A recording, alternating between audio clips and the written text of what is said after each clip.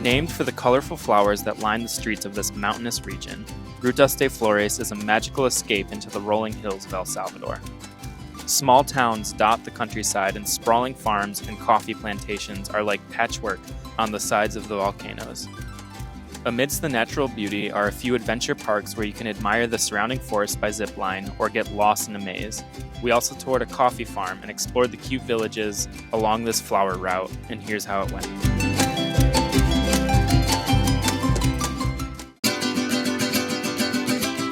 Alright guys, we're just checking out of Santa Ana here, and we're going to try to figure out our way to Juayua, which is on the Rutas de Flores, and we'll spend a couple days there checking out some of the mountain villages, hopefully some coffee plantations, and some waterfalls. So yeah, let's try to find this bus. I hope it exists.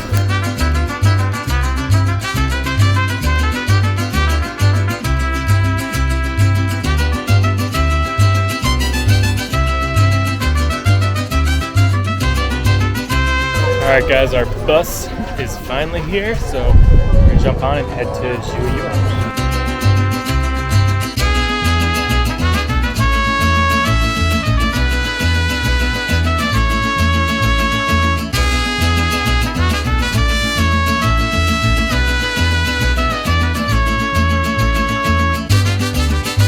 We just got to Juayua, which is one of the towns where you can do the Rutas de Flores, which is a series of about 4 little villages here nestled between the volcanoes of El Salvador. And we're looking forward to spending just about like a day and a half here checking out some of those little villages and seeing what else some of these little towns have to offer, along with some of the adventure activities that they have here. So it's already like mid-afternoon here. We're going to start by just exploring the little town of Juayua, and yeah, hoping to see some of the colorful flowers along the way and see what the cute little villages look like up here. So let's head to the center of town and check it out.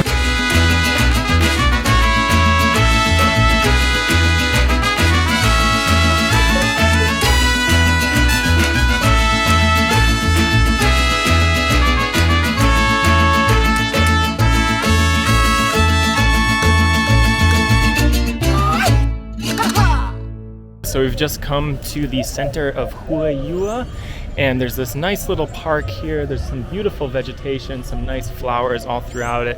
There's a little fountain in the middle, and then on one side of the plaza you have the Cristo Negro Church, which we'll go and check out in just a second. And then along the sides here you have these trees that just cover the road, and there's little cafes and shops. And then spawning from this plaza here you have some markets where there's a bunch of touristy gifts and everything. So anyways, let's just walk through this park here, and then we'll check out the Cristo Negro Church behind it.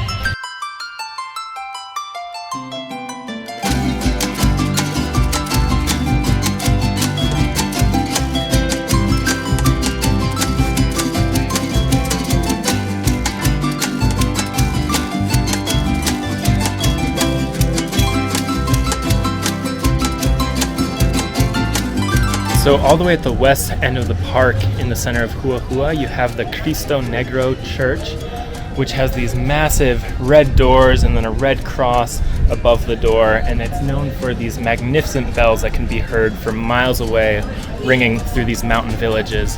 And it was built in about 1957, and it's funded a lot by, there's a lot of like rich coffee plantation owners around here that helped fund this church, and it's pretty massive. So let's head in there and see what it looks like from the inside.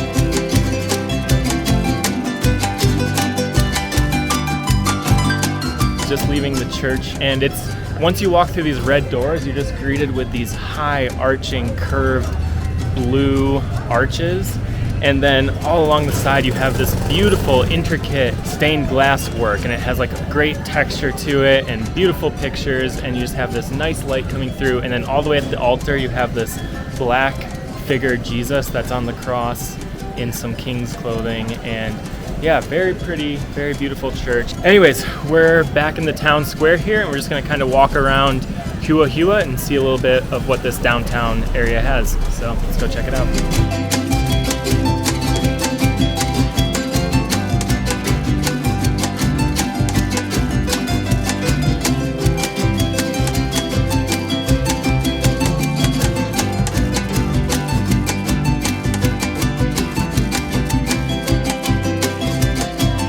Juayua is not that big of a town, but here at the edge of town there's this Bourbon Plaza, and there's a rooftop coffee shop that'll just give us some views of the surrounding mountains. So we're gonna head up there, grab a coffee, and check out some of the views.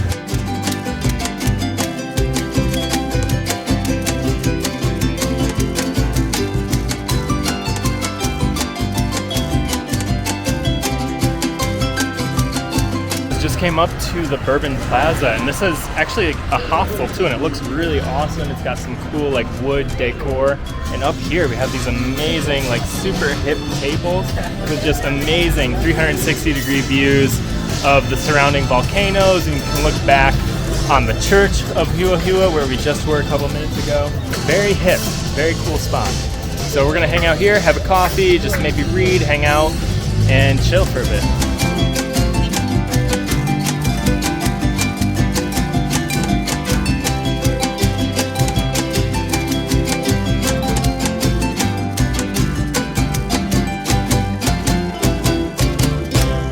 That was a really nice place to have a coffee up there on that rooftop, and we were just surrounded by mountains.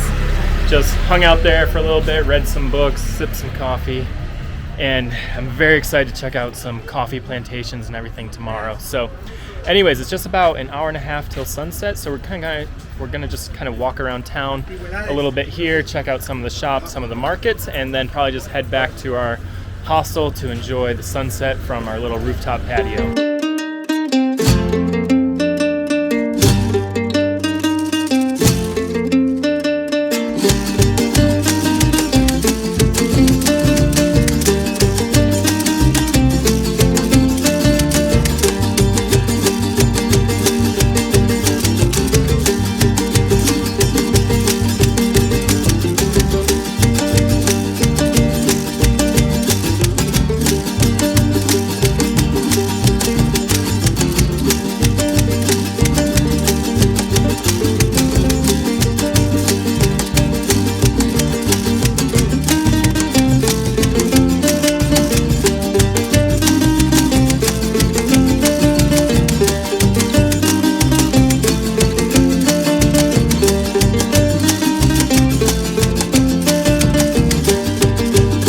About it for our afternoon, just walking about Juayua and our first little town on the Rutas de Flores. So we have this like beautiful patio up here on top of our little hotel, and you can see the mountains off in the distance, and we're just gonna kind of watch the sunset against the mountains here and just enjoy this. So tomorrow we're gonna get up pretty early in the morning and head to Ataco, check out some coffee plantations around here, and see a little bit more of the towns of Rutas de Flores. So we'll see you guys in the morning.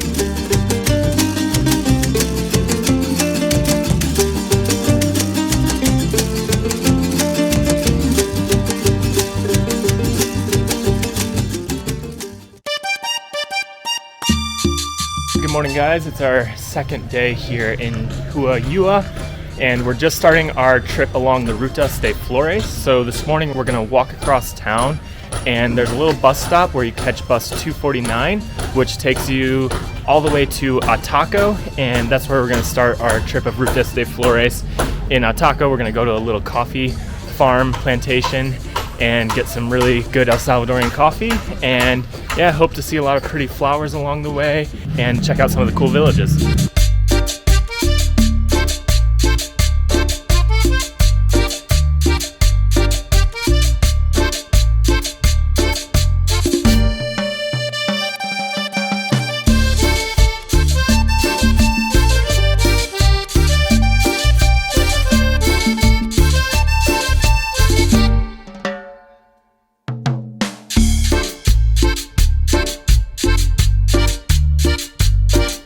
So we just had about a 25-minute drive along the Rutas de Flores to Ataco, and the road wasn't like covered in flowers, but it was a really pretty drive. You got some beautiful views looking down at the mountains, and you had some areas with just like really colorful flowers along the road.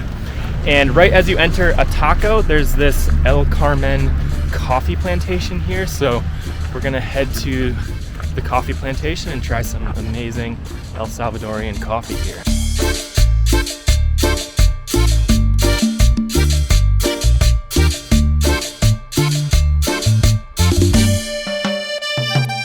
So we've just come to the main office here at El Carmen Coffee Plantation and paid about $7, and we're gonna get a little coffee plantation tour and a tasting.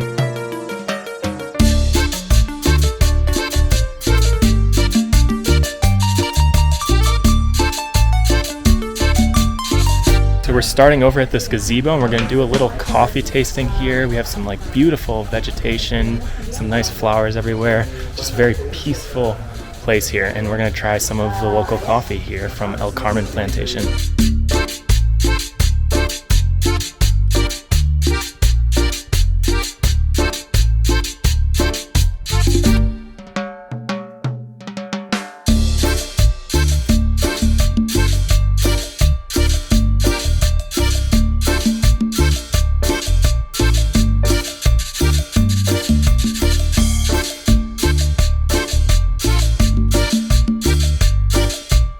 Had our little coffee tasting. We tried their bourbon variety, which is a light roast, and he had like a little pour over, and it was really good. I just love having coffee at the plantation here and just like a very peaceful garden setting. And so now we're going to walk over and see a lot of the machinery that processes the coffee that they grow here and throughout this whole Ataco region.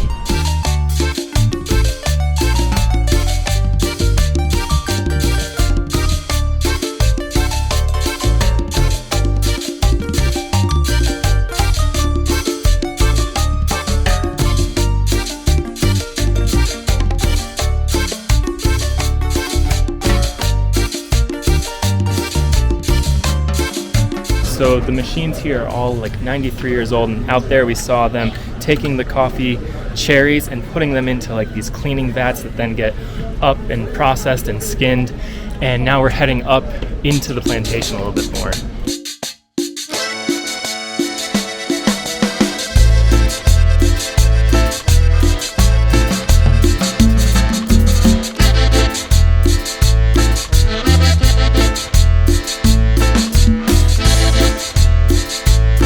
So we're walking through the plants here, and we've come to these other vats here where they do the fermenting process of the beans before they're then washed out to these drying fields over here that we're going to go check out, where they dry the beans in the sun in these mounds.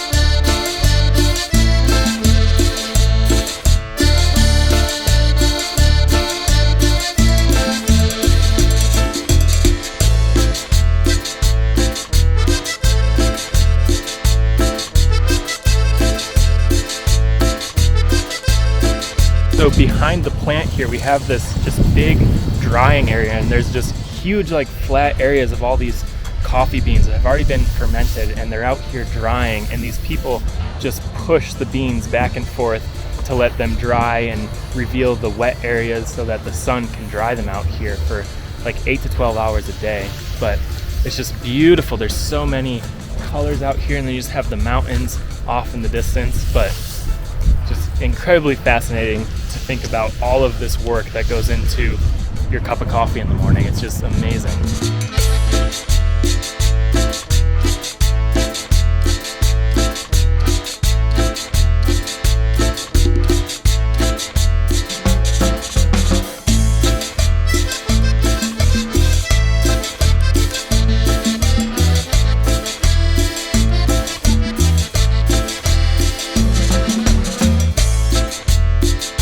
So at El Carmen here, they like to dry a lot of their coffee the traditional way out in the sun like we just saw there.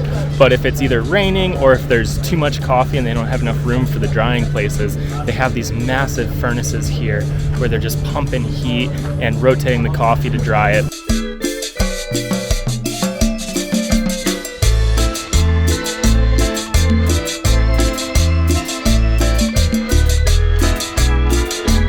after the coffee's all dried out there in the sun, they're putting these like huge 100-pound bags in this huge warehouse where they sit for about 30 to 90 days to like really absorb their flavor before they're then taken over to another warehouse, taken out of these bags, and have to be cleaned and processed even further.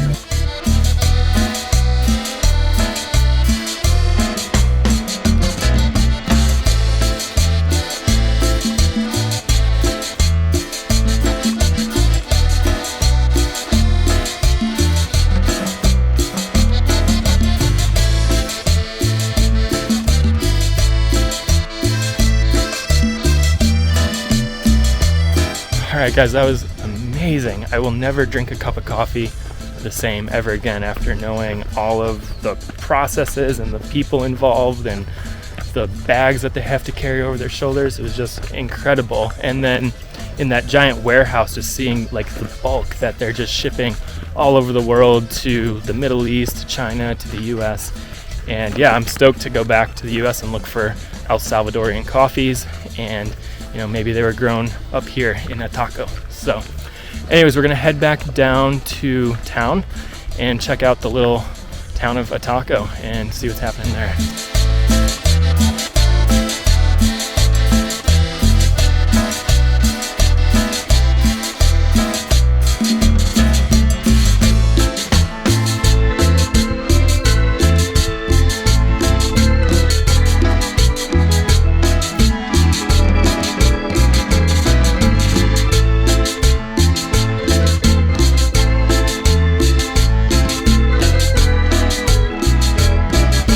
Just made it to the little town square of Ataco, and it's this cute little village. We just have these cobblestone streets everywhere.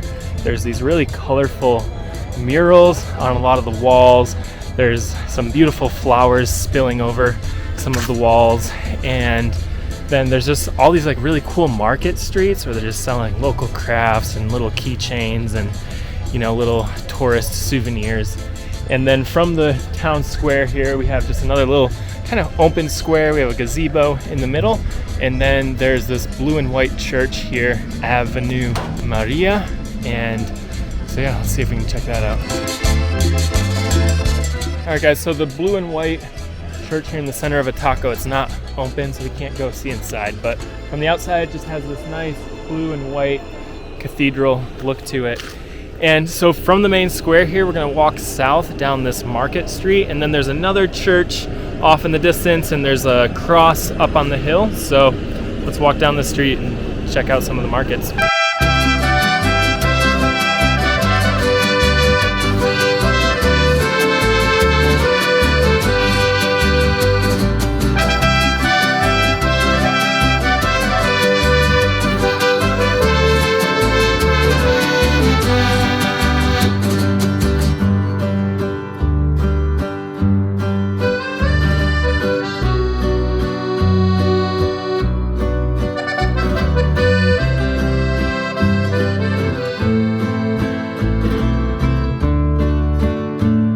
As we walk down this main road towards the other church on the edge of town, the kind of touristy market turns a little bit more into this local market with some fruit and vegetable stands and some little tiendas. Very fun, lively street, and then again, you're just like walking straight towards this church.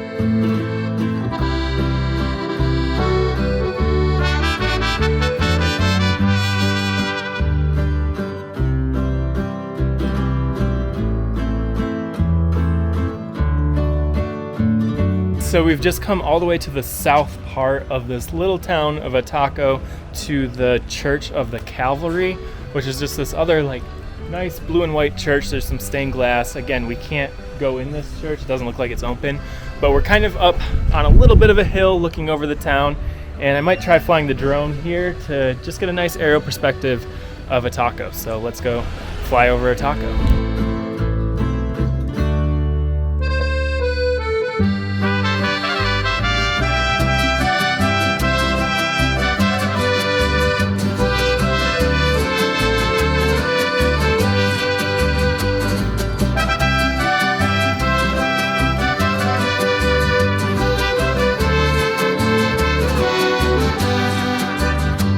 Alright guys, super cool getting that drone shot, just flying away from the church up against the hill, and beautiful just to like fly over the village. So anyways, we are going to leave Ataco now, and Apaneca is our next village. And I think before we get there, there's like an adventure park. So we're gonna stop there, check that out. But yeah, we're gonna head back to the bus station and start heading back in the direction of Juayua. So let's go.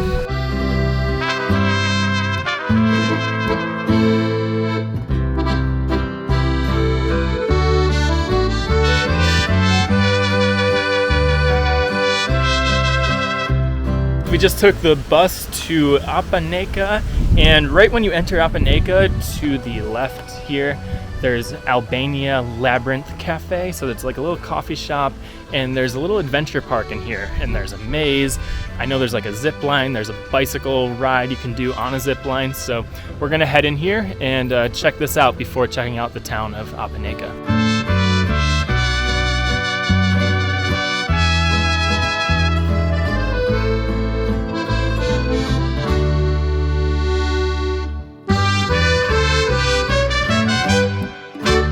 We just entered Albania Park, and you pay a $5 entrance fee, but then you can use the $5 towards any of the activities you want. So one of the things we wanted to do was the maze, or the labyrinto, which is $3. So both Zach and I are going to do the maze here and see what this is like. And yeah, let's see how long it takes us. All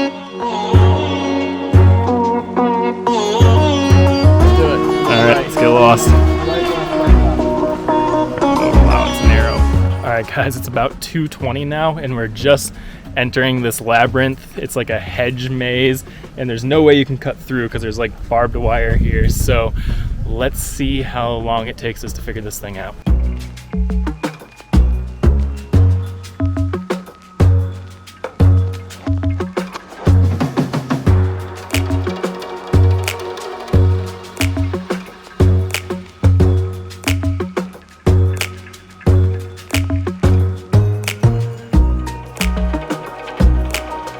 We just hit our first dead end, but we're not giving up. There's also a lot more elevation in this maze than I thought. I thought it would just kind of be flat, but it's like built on a hill. So like every time you go anywhere, you're either going up or down a hill. So it's a good workout, yeah.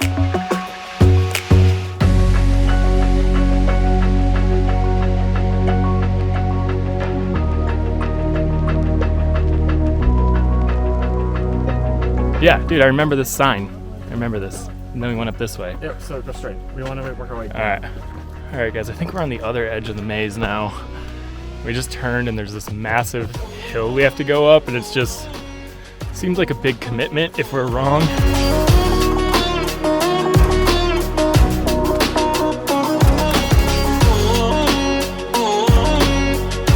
Oh my God, if you've been in here for 5 hours, it's been days.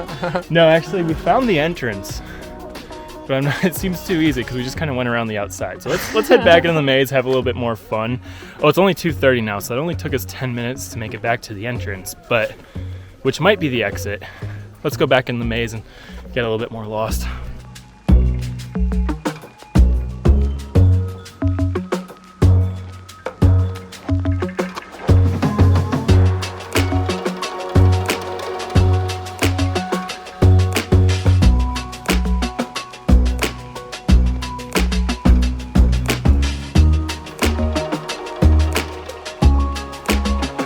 Okay, we're on to something new here.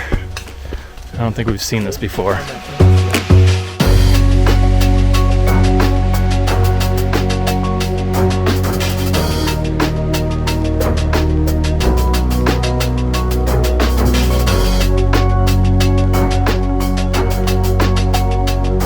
This feels like the end of Harry Potter and the Goblet of Fire here, just going through this endless maze. Go this way, you can kind of see the traces around. There's probably up in that one, or we can start to explore the inside. Okay, so we have a couple markers in our mind of places if we return to them to not go that way. Probably should have wrote those markers down.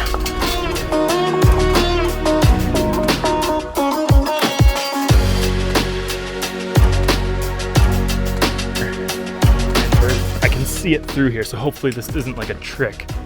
This is oh, come on. It's right. No, we're going the wrong way. We're going the wrong way. Wait, that is not fair. I can see the bell. So that was evil. I like literally thought it was right around the corner, and then it took us further away.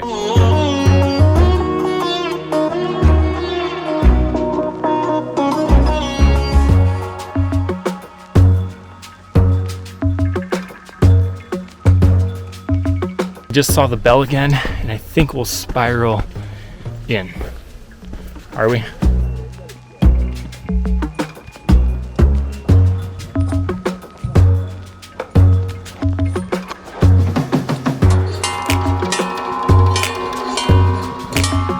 It's 2:47, and we finally found the bell. Oh my gosh, that actually took 27 minutes.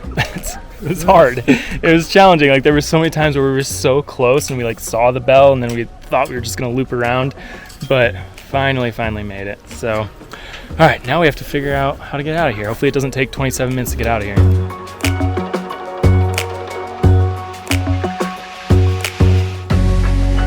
So it's about 3 o'clock and we just got out of the maze. The whole thing took about 40 minutes and it is hot in there.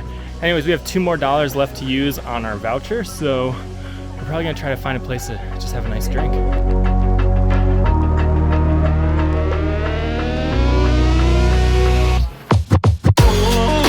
So we just found this little like terrace cafe here at Albania, and we're just looking right over the maze. We have this beautiful view of the mountains here, and yeah, we're just gonna enjoy a couple cold drinks.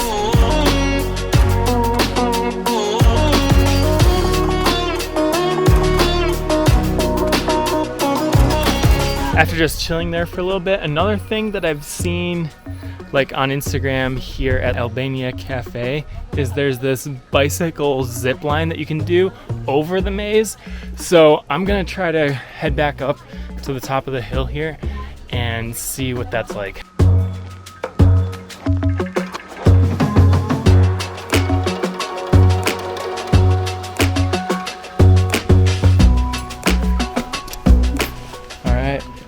Harnessing me up so that I'm safe. It looks like the bike has like a nice pole that's also tethered to the wire there to the zip line. So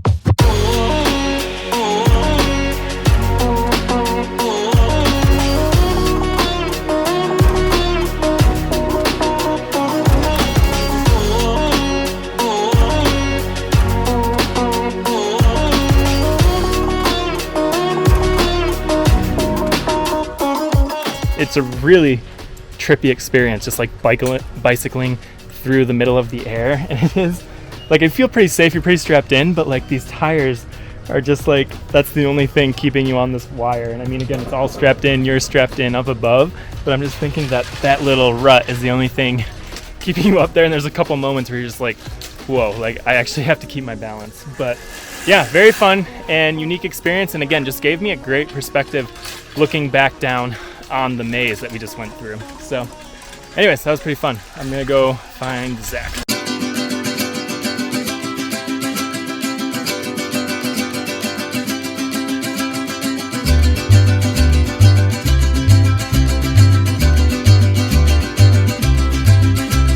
Alright guys, that was pretty fun here at Albania Cafe. Again, there's tons of other adventure activities you can do, like zip lining, the slide and stuff, but that was fun to do the bicycle thing. I've never done something like that, and honestly, like I've done a lot of corn mazes and stuff, but to do that hedge maze, it was like way more difficult and way more fun than I anticipated. So anyways, we're gonna go up and check out the town here of, what's this place called? Apaneca, and just check that town out for a little bit, but then we'll head back to Juayua and just enjoy the rest of the afternoon.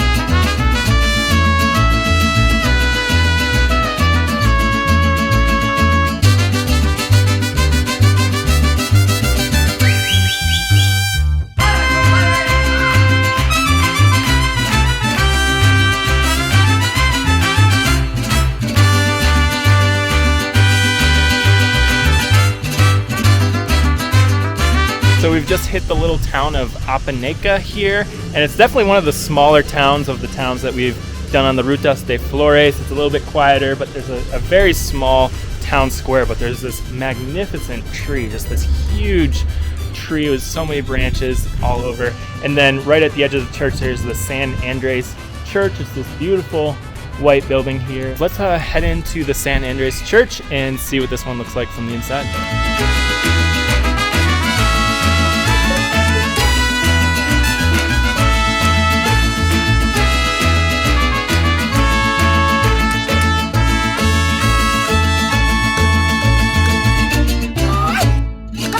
That's about it for the little town of Apaneca, which kind of sits right between Ataco and Juayua.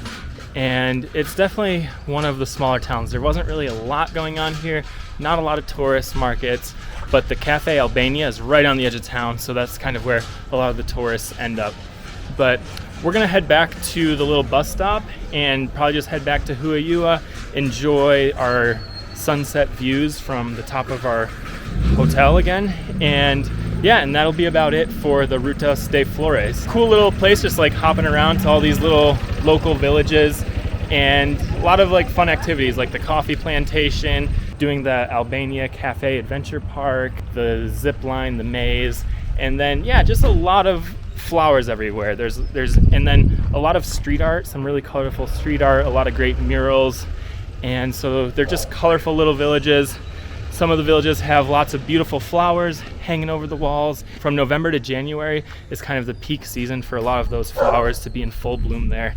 So now it's kind of the end of that, so we're not seeing as many flowers as you might during the peak season, but still beautiful flowers all throughout these little villages.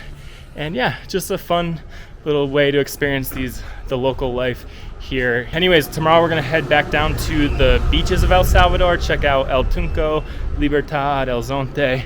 So yeah, we'll see you guys at the beach.